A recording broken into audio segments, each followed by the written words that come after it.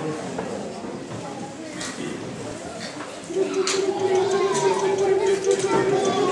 evening, and welcome to Election Night at the Barn, your coverage for the midterm elections of 2010 on CBS, the Cornerstone broadcasting system.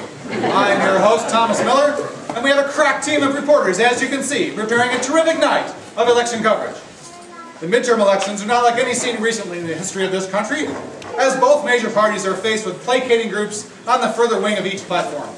The Democrats are looking a little green around the gills, and the Republicans have to drink their tea and like it too. We'll be calling the results the way we see them all night, and if we don't see them, we'll make them up. So, without further ado, we go first to our expert election night analyst, Nathan Miller, for an early look at what to expect. Nathan.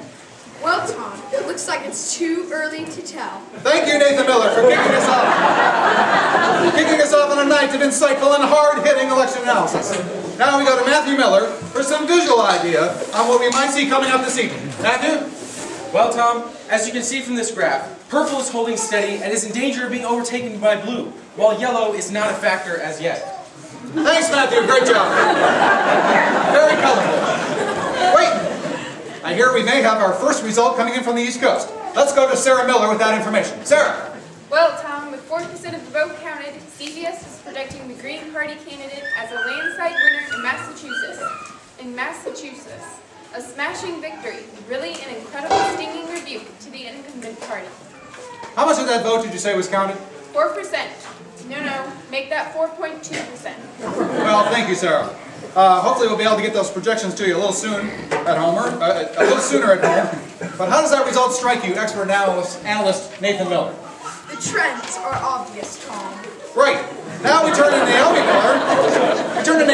For a report on some of the state ballot initiatives that are around the country. Naomi? Well, Tom, in Wisconsin we have an initiative to name cheese not only as the official state mineral, but oddly enough, also the state tree and the state bird. Meanwhile, in North Dakota, there's a referendum to name anyone willing to actually move and live there the next governor. It is expected to require as many as 27 votes to pass. Tommy? Well, we'll be going back to Naomi later for some more reporting on other ballot initiatives. What analysis can you add to that, expert analyst Nathan Miller? The cheese thing is just as I predicted in the last election. Right. Matthew, what trends can you display in your inimitable way emerging at this point? Well, as you can see from the pointer on this graph, we go back in time, showing the initial left swing with Jimmy Carter, then right with Bush and Reagan, then back left with Clinton, then right with Bush 2, then left 2 years ago, and now... Back to you, Tom. Impressive. We appear to have another CBS winner projection from our very own Sarah Miller. Sarah? We've got a projection for the state of Ohio. With 1% of the vote counted, we foresee an incredible victory for the Republican candidate for Senate. A one-sided steamrolling, a massive uprising of conservative and independent voters alike. That was 1%. Sorry, 1.3%. Okay, well that's more like it. There's no sense waiting around. There's so many winners to predict. We'll look for more expert prognostication as the night progresses. Now for another look at one of the many state referenda, we return to CBS's own Naomi Miller. In Texas, we have a vote progressing on the referendum to privatize the state government. The governor and state legislature is to be run by a private corporation, most likely Walmart, and is to be paid on a merit-based system. Preliminary polls place the measure passing with approximately 98% in favor of a Walmart legislator. Many quality items at everyday low prices are expected. Well, what do you make of this result, expert analyst Nathan Miller? It is going exactly as I predicted, except that the opposite side is winning. Right. Now for a graphic analysis of the night so far, we turn once again to Matthew. Well, Tom, my friend, I feel this graph makes things so incredibly clear that I don't even need to explain it. I mean, if you calculate all this, I don't want to waste my breath. It's so simple. Back to you. Absolutely correct. It is absolutely clear. It is clear. It is as clear as the nose on your face. If we were sitting here and your nose were Coram Deo books. Coram Deo books. Used in rare books for the bibliophile. I'll be asking Mark Aiken for $1 every time I ring that bell. And look, more election results are trickling in from all over the country. But that won't stop our own Sarah Miller from making bold predictions. Sarah! Well, Thomas, from the great state of Nebraska, with 17 votes counted thus far out of 3 million casts, This election is practically over. The Cornhuskers have spoken loud and clear, and we see a retention of the incumbent Democratic senator in an absolute, what do you call it? A landslide? Landslide. Ah, just a lucky guess, ladies and germs. And speaking of lucky guesses, here's some more analysis from the CBS election team in the form of Naomi, who has a rather confusing report emanating from the state of New Jersey. Well, Tom, apparently the electorate in New Jersey has become somewhat befuddled by the number of choices this year. What with your Greens, Democrats, Teas, and whatnots. And we have seen the emergence of something called the Green Tea Party, which is sweeping state and local elections all over Jersey. Their motto is, the Green Tea Party, really good for you, but still tastes terrible. Well, had they tried honey and lemon with a sprig of mint, Naomi? Indeed they have. A stunning turn of events. What can you possibly make of this? Expert analyst Nathan Miller. This is precisely as I predicted in my new best-selling book, 2010. It is going exactly as I predicted. For $17.99 at Corndale Books.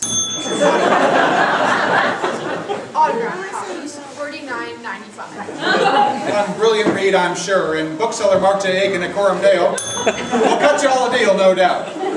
Now, for a display of election trends that even I can understand, we return to CBS's graphics guru, Matthew Miller. Take it away. Well, Tom, there are a couple charts here you may find interesting. Here is a graph displaying the foreclosure rate over the last 2 years, and here are the projections on Republican and Tea Party gains over the last evening. Really. The White House has released a statement saying that these results are purely coincidental. I'll leave it up to the listeners. Back to you, Tom.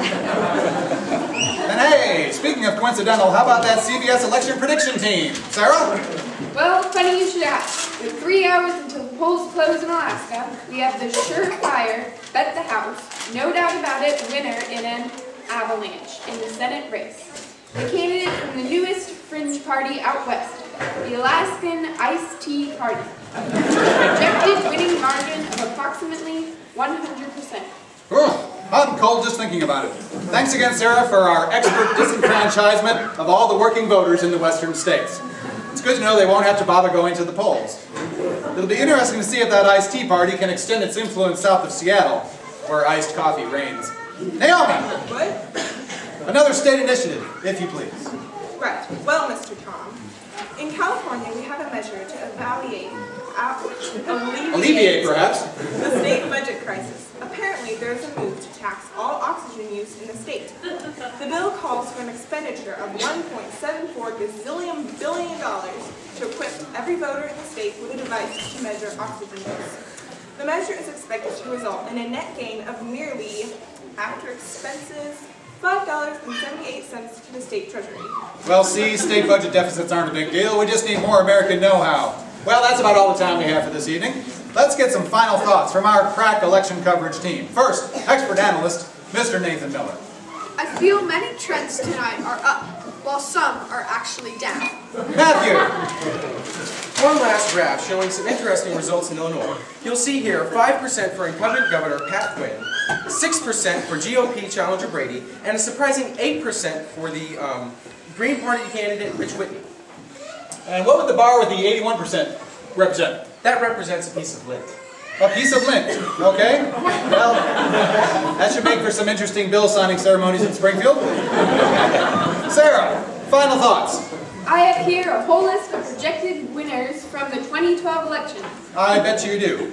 And Naomi, a final state report. Just one, Daddy Tom. A surprise winner announced in Idaho for governor. Some write-in candidate named Reverend D. Wilson. Apparently a rabble-rousing pastor of some church. We'll try to find out more about him as information is released. Well, thanks for tuning in tonight, everybody. And remember, when the first Tuesday in November rolls around, keep in mind the Chicago model.